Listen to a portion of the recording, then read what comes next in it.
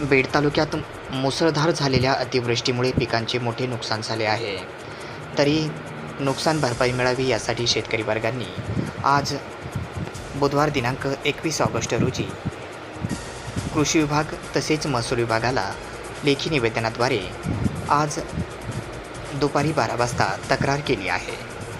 बीड तालुक्यात 7 महसूल मंडळामध्ये मोठ्या प्रमाणात अतिवृष्टी झाली असून यामध्ये लिंबागणेश महसूल मंडळात तब्बल 95.3 मिलीमीटर पावसाची शासन दरबारी नोंद झाली आहे.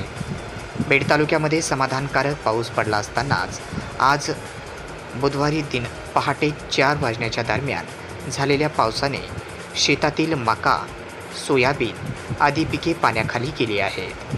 तरी काही पिके भुईसपाट झाली आहेत. आसमानी संकटामुळे हातातोंडाशी आलेला घास शेतकऱ्यांचा हिरावला गेला असून यामध्ये शेतकरी हवालदिल झाला आहे. त्यामुळे महसूल प्रशासनाने तातडीने पंचनामे करून नुकसान भरपाई देण्यात यावी अशी मागणी शेतकऱ्यांच्या वतीने महसूल प्रशासन व कृषी विभाग यांना लेखी निवेदनाद्वारे तक्रार केली आहे. काय नाव तुमचं? अनिल बनशी डोळे, गाव? लिंबागणेश.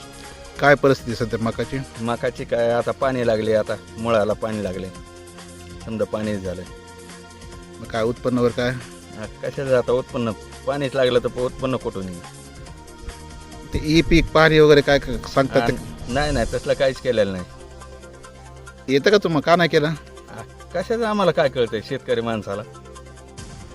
महसूल मंडळाचे कोणी आलते का इथं? हा नाही, कोणी आलेलं नाही, काय नाही. पाऊस आल्याने मुसळधार पाऊस पडला ती अशी खूप नुकसान झाली आमची. आता ही मका सगळी माझी लोळून बसली. त्याला काय आता उंदरं खात्याचं कणसाला आणि खर्च बी झालेला आहे 50-50 हजार रुपये.